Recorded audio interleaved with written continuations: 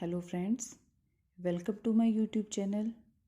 Friends, पिछली video में हमने आपसे वेस पीविस के द्वारा लिखी गई पुस्तक आप भी बन सकते हैं सपनों का इंसान के बारे में बताया था। अब हम उनके बाकी के सिद्धांतों के बारे में जानेंगे। फ्रेंड्स, ये मेरी तीसरी वीडियो है। If you like my video then please like, share, subscribe and do comment. तो चलिए शुरुआत करते हैं तीसरे सिद्धांत के बारे में। कर्म कीजिए। मेरे एक मित्र का गीत है जिसका शीर्षक है क्या तुम उतनी दूर जा सकते हो। उस गीत की एक पंक्ति है, हर पहाड़ आकर्षक दिखता है जब तक हमें उस पर चढ़ना नहीं होता। यह बिंब मानवीय अनुभव के एक ऐसे तत्व को रेखांकित करता है जिससे मुझे यकीन है कि हम सभी परिचित हैं। रोमांच एक आकर्षक अवधारणा है, पर तभी तक जब तक कि हम इसकी खोज में अपने सुरक्षित दायरे से बाहर कदम नहीं निकालते। मैं बड़ी आसानी से आपको बता सकता हूँ कि सुरक्षित दायरे से बाहर कदम रखते समय मनुष्य को कितने तनाव, कितनी व्यग्रता से होकर गुजरना होता है। मेरे मित्र की पंक्ति से मुझे अपने उस निर्णय की याद आ जाती है जब मैंने 2000 मील की कष्टकारी ऑस्ट्रेलियाई रेगिस्तान को पार करने की रोमांचक यात्रा करने का साहसपूर्ण फैसला लिया था। जिस वक्त मैंने पहली बार यह निर्णय लिया था उस वक्त मुझे यह बड़ी रोमांचक और रोचक यात्रा लग रही थी, पर जैसे जैसे तारीख नज़दीक आती गई मेरे मस्तिष्क में रोमांच का स्थान एक चिंता ने ले लिया। सबसे अधिक व्याकुलता मुझे यात्रा के पूर्व की रात को हुई। मैं ही जानता हूँ मैंने वह रात कैसे गुजारी थी। उस रात को मैं घबराहट के समुद्र में डुबकियाँ खा रहा था। मुझे खुशी है कि नई चुनौती के पहले हर बार मुझे इतनी चिंता, इतनी व्याकुलता नहीं होती है। फिर भी अपरिचित क्षेत्र, उसमें कदम रखते समय घबराहट और भय की भावनाओं का आना स्वाभाविक ही है। मुझे विश्वास है कि आप भी इससे सहमत होंगे। आपने भी ऐसा महसूस किया होगा। मैंने इन भावनाओं को इस बात का सूचक मानता हूँ कि ऐसे समय व्यक्ति अपने व्यक्तिगत विकास क्षेत्र में प्रवेश करने की दहलीज पर होता है।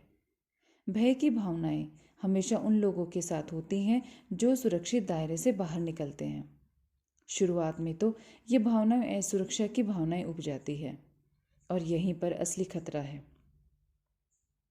आगे आने वाले कष्टों का एहसास कई लोगों को जीवन बदलने वाली चुनौती से मुंह मोड़कर पीछे हटने को विवश कर देता है और वे चुनौती स्वीकार करने से पहले ही हार मान लेते हैं।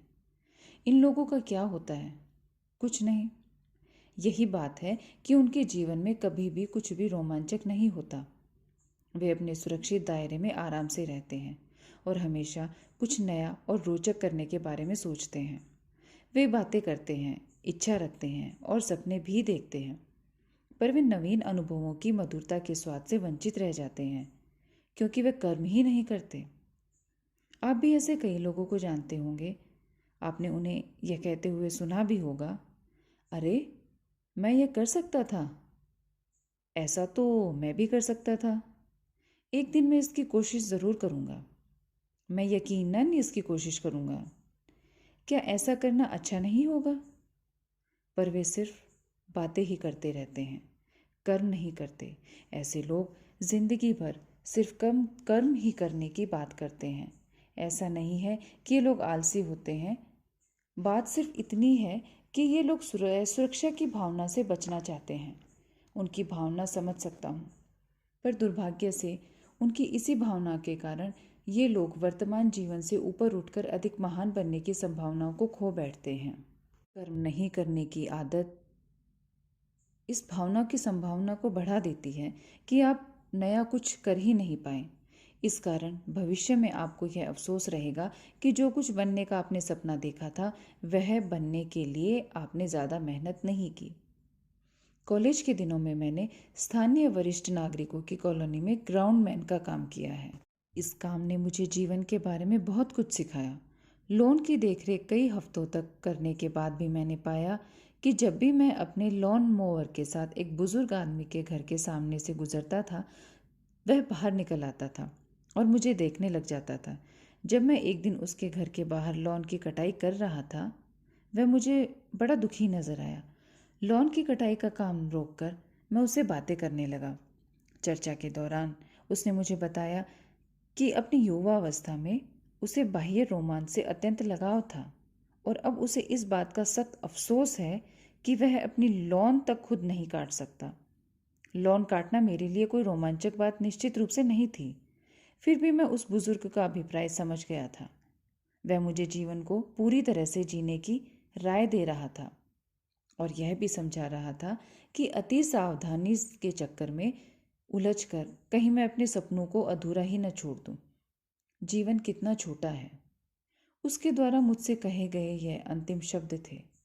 यह बात उसने मुझसे विदा लेते समय उस समय कही जब मैं अपने लॉन मोअर का इंजन चालू करके वहां से चलने लगा। कुछ सप्ताह बाद मैं पुनः उसके घर के सामने से लॉन काटते हुए गुजरा। इस बार मैंने देखा कि कुछ लोग उसका सामान बंधवा रहे हैं।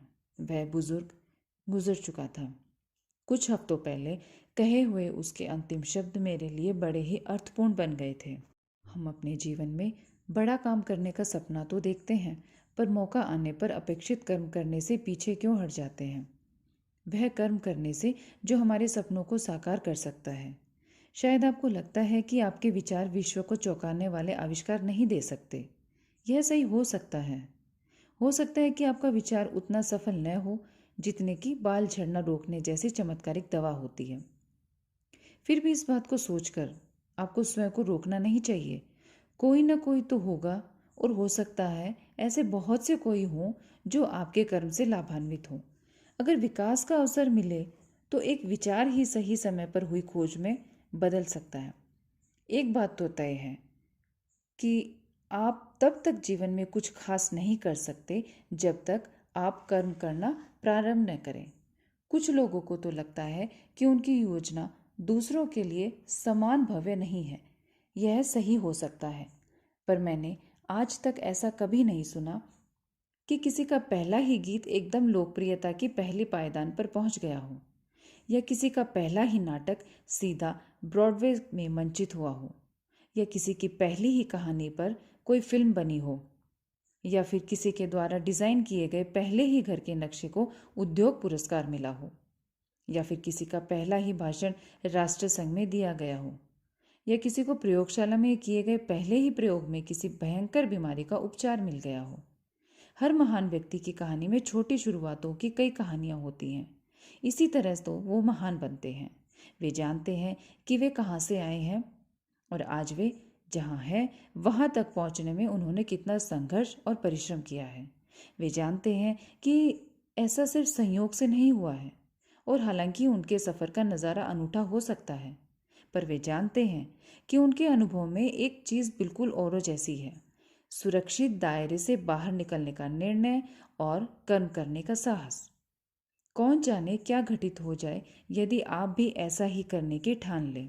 कुछ लोग झिझकते हैं क्योंकि उन्हें सफलता होने में का विश्वास नहीं होता।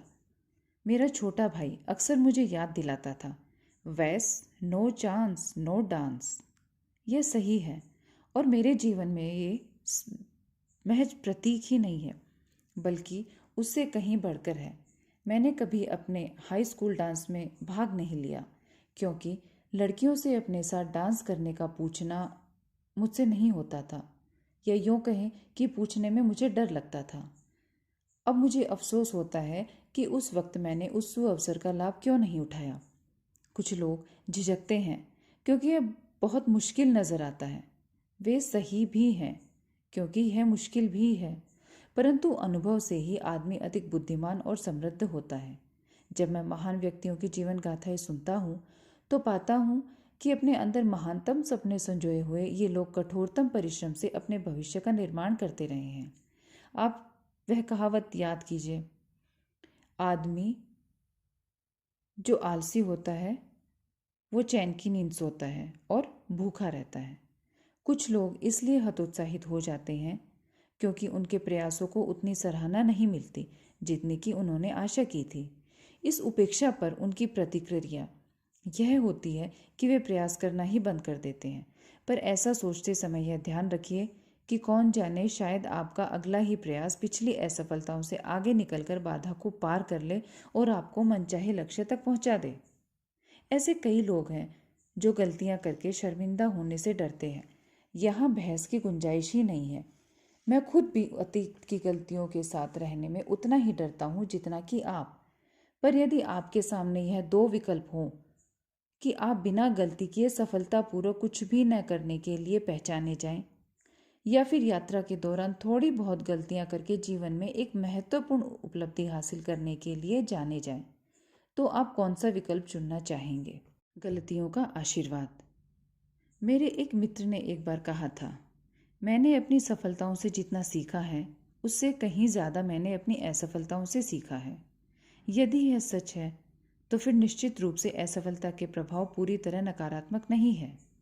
चिंता न करें, मैं आपको यह सुझाव देने नहीं जा रहा हूँ कि जीवन में असफल होना बेहतर है और इसीलिए हमें असफल होने के प्रयास करने चाहिए। सभी की तरह से मैं भी असफलता से बचना चाहता हूँ। पर कुछ समय पहले मेरे जीवन में एक ऐसा क्षण आया जब मैंने महसूस किया कि पर्याप्त असफल नहीं हो रहा है। मेरी असफलताओं की गिनती ज़्यादा नहीं थी। दूसरे शब्दों में मेरी नगण्य असफलताओं ने मुझे बता दिया कि मैंने अपने सुरक्षित दायरे की सीमाओं को पूरी ताकत से नहीं धका रहा हूँ। लेखक एंडी एंड्रूज ने अपनी पुस्तक स्टॉर्म्स ऑफ परफेक्शन यानी पूर्णता की तूफान के लिए एक नवीन अवधारणा सोची। उन्होंने प्रसिद्ध व्यक्तियों से यह पूछा कि उनके सबसे बड़ी असफलता कौन सी थी। इनमें से कई लोगों ने इस अवसर पर अपनी असफलताएं शब्दों में दर्ज की और नतीजा वह पुस्तक। एंड्रूज ने असफलता की कहानी संग्रह संकलित किया, जबकि अमूमन लेखक सफलता की कहानी संग्रह संकलित करते हैं। इन महान लोगों ने चोटी पर पहुंचने की तीर्थ यात्रा के दौरान जो असफलताएं व बाधाएं सहन की थी पर पार की थी, उनके बारे में पढ़कर मुझे बड़ी हैरत हुई। इन सभी कहानियों में यह आम बात थी कि असफलता किस तरह एक सुधारवादी प्रक्रिया बनी, जिससे इन लोगों को सफल होने में सहायता मिली और ये लोग वह बन पाए जो बनने का इन्होंने सपना देखा था। पुस्तक पढ़ने के बाद मैंने सोचा कि अगर मुझसे मेरी सबसे बड़ी असफलता के बारे में पूछा जाए तो मेरा जवाब क्या होगा? वह कौन सा अनुभव होगा जिसे मैं इस पुस्तक में स्थान दिलाना चाहूँगा? हकीकत तो यह थी कि मेरी कोई भी असफलता इतनी बड़ी या प्रभावशाली नहीं थी जो इस पुस्तक में स्थान पाने लायक हो। पढ़ी हुई कहानी की रोशनी में मैंने अपनी सफलताएं मुझे बौनी नजर आने लगी। मैंने स्वीकार किया कि मैंने अपने जीवन का खेल बड़े ही सुरक्षित ढंग से खेल रहा था और पर्याप्त खतरा मोल नहीं ले रहा था। असफलता कोई ऐसी चीज़ नहीं है जो हम पाना चाहते हो, पर इतना जान लीजिए कि हर महान व्यक्ति असफलता की आग में तपकर ही महान बना है। इनमें से कईयों का मानना है कि असफलता के बाद भी बचे रहने से उन्हें सफलता की ओर बढ़ने की अतिरिक्त शक्ति मिली और जब वे सफल हुए तो सफलता को पचाने की ताकत भी उन्हें असफलताओं के माध्यम से ही प्राप्त हुई। एंडी एंड्रूज की किताब ने मुझे प्रेरित किया कि मैं भी अपने सुरक्षित दायरे से बाहर निकलूं। इसके बाद मैंने अधिक बड़ी असफलताएं या यूं कहें सफलताएं हासिल की और आज मेरे पास असफलता की ऐसी कहानी है जो किसी भी असफलता की पुस्तक में सम्मानजनक स्थान पा सके। आश्चर्यजनक तथ्य यह है कि बुरी तरह असफल रहने के बाद भी मैं जीवित रह पाया। पहले तो मैं इसी डर से जीता था कि उस विराट स्तर की असफलता के बाद तो मैं मर ही जाऊंगा, पर ऐसा हुआ नहीं। मैं सही सलामत निकल आया और सच कहूं तो उस अनुभव के बाद मैं स्वयं को अधिक मजबूत पाता हूँ। नकारा जाना अवश्यंभावी और अत्यंत लाभकारी है। कोई भी व्यक्ति नकारा जाना पसंद नहीं करता। कई व्यक्ति नकारे जाने के डर से बचने के लिए कोई भी ऐसा काम नहीं करते जिसमें इस बात की ज़रा सी भी संभावना हो। उनका तर्क है, अपना सिर क्यों उठाओ जब सिर पर लात पड़ने का खतरा हो। सच तो यह है कि अगर आप अपने जीवन में कुछ भी महत्वपूर्ण करना चाहते हैं तो आपको अपना सिर उठाना ही पड़ेगा। खुद को एक कार्य योजना से बांध लीजिए। अपने जीवन के साथ कुछ करते हुए नजर आइए। अगर आप ऐसा करेंगे तो हो सकता है कि कुछ लोग आपकी आलोचना करें या कुछ लोग आपको अस्वीकार कर दें, पर मैं दोहराता हूँ, कुछ लोग सब लोग नहीं हैं। अच्छी खबर यह है कि कई लोग इसीलिए आपके प्रति कृतज्ञ होंगे क्योंकि आप उनके रास्ते से गुजरे, और ये लोग आपके प्रति अविश्वसनीय रूप से कृतज्ञता ज्ञापित करेंगे तथा आपकी सराहना भी करेंगे। उन लोगों की चिंता मत करिए जो पीठ पीछे आपकी आलोचना करते हैं। आलोचना करना उनके लिए खुद को आपसे बेहतर साबित करने का एक पैंतरा है, और उनके अपने प्रदर्शन को लेकर उनकी असुरक्षा का घोतक भी है। आलोचकों को आप अपनी प्रतिष्ठा के प्रतीक के रूप में लें। यह बात गांठ बांध लें कि आप जितने अधिक प्रतिष्ठित होंगे, आपके आलोचक भी उतने ही ज़्यादा होंगे। आप आलोचना से विचलित न हो, बल्कि इसे सुनकर यह विचार मन में लाएं कि आप ऐसा कुछ कर रहे हैं जो लोगों की नज़र में आ रहा है। जिन लोगों ने जीवन में महान चीज़ें हासिल की हैं, वे ऐसे लोग थे जो आलोचना होने के बाद भी अपने काम में जुटे रहे। हम अक्सर इस सकारात्मक सोच को अनदेखा करते हैं। हमारे चाहे जितने आलोचक हो, पर हमारे कई समर्थक भी होंगे जो हमारे कार्यों से प्रसन्नता का अनुभव करते होंगे। अपने आलोचकों की बजाय आप उनके बारे में सोचें जो आपके कार्य से खुश हैं। मेरे एक मित्र ने इसी बात को बखूबी कहा है। अपने आलोचकों को कभी भी अपना निर्णायक मत बनने दीजिए। आलोचक आपके जीवन में आने वाले निकृष्टतम व्यक्ति हैं। उन्हें अपनी प्रगति बाधित करने की इजाज़त कभी भी किसी नकारात्मक व्यक्ति को अपने ऊपर हावी न होने दे और यात्रा से भटकाने न दे। वे आपके दायरे में आने के काबिल ही नहीं हैं। इससे बनिस्बत आप सोचिए कि वे आपकी यात्रा में क्या मदद कर सकते हैं। एक संगीतज्ञ के रूप में जब मैं अपना कैरियर शुरू कर रहा था, तब मैं हर एक को प्रभावित करने की चेष्टा करता था। मैंने उन लोगों का दिल जीतने के लिए अपनी काफ़ी ऊर्जा और भावनाएं खर्च की जो शायद मुझसे तभी प्रभावित होते जब मैं इतावली ओपेरा गायक होता या फिर एक हैवी मेंटल संगीतज्ञ होता जिसके कानों में सेफ्टी पिन लगे हों। हर एक को खुश करना असंभव था, असंभव है और असंभव रहेगा। मैंने एक साधारण सा निर्णय लिया जिसने मेरे कैरियर और जीवन की दिशा बदल दी। आवश्यकतानुसार खुशनुमा उदार व्यक्तित्व बनाए रखने और लचीले होने की योग्यता के साथ साथ मैंने खुद बने रहने का निर्णय लिया। मैंने तय किया कि मैं उन लोगों का साथ चाहूँगा जो मेरी दिशा में जाकर मेरी प्रशंसा करते हैं। इसके बाद मैंने उन आलोचकों पर ध्यान देना बंद कर दिया जिन पर मैं अब तक अपनी शक्ति व ऊर्जा बर्बाद कर रहा था। ऐसा करने से मुझे न केवल जीवन में अधिक सफलता प्राप्त हुई, बल्कि मन की शांति भी प्राप्त हुई।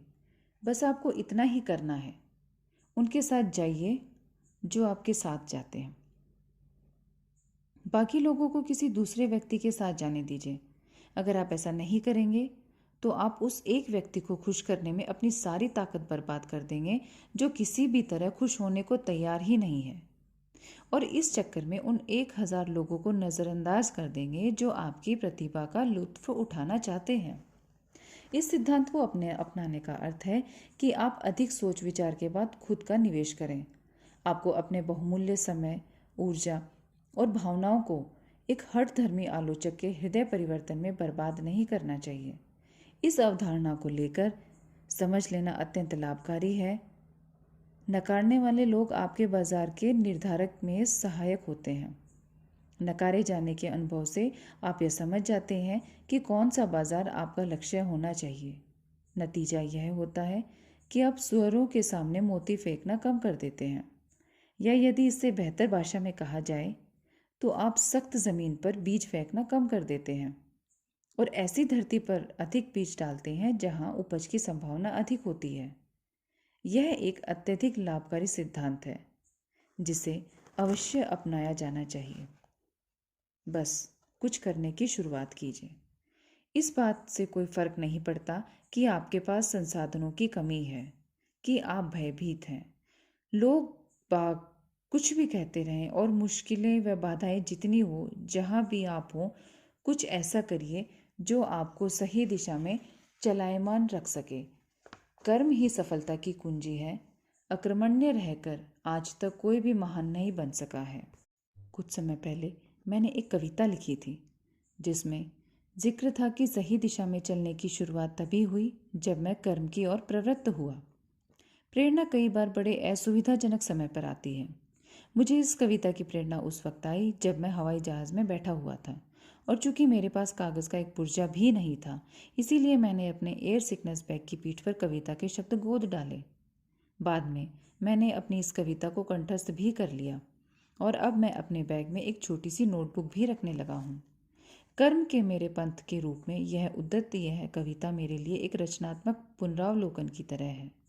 मैं इस कविता को आपके साथ बांटना चाहूँगा, उस अवधारणा के सार के रूप में जो मैंने इस अध्याय में विस्तार से समझाई है, और इस आशा के साथ कि आपकी प्रेरणा बने और प्रेरणा के बीजों को सिंचित करके आपके विश्वास का विकास करने में सहायक सिद्ध होगी। कविता का शीर्षक है मैंने तय कर लिया है। मैंने तय कर लिया है कुछ करने का, कुछ बनने का। हो सकता है भव्य हो मेरी योजना, या सिर्फ हो एक सपना। हो सकता है मैं मानव जाति की मदद कर सकूं, या इसका एक हिस्सा ही बना रहूं। हो सकता है मैं सफल हो जाऊं, या अपनी गलतियों से सबक सीखूं। जो भी हो, मैंने तय कर लिया है कुछ करने का, कुछ बनने का। मैंने तय कर लिया है कुछ करने का, कुछ बनने का। हो सकता है मैं हवा से बातें करूं, या घुटनों के बल रेंगूं। हो सकता है मैं दुनिया की वाहवाही लूटूं, या इनाम में कुछ भी ना पा सकूं। हो सकता है मैं हर बाधा पार कर लूं। हो सकता है मैं कुछ गलतियां भी करूं। जो भी हो, मैंने तय कर लिया है कुछ करने का, कुछ बनने का।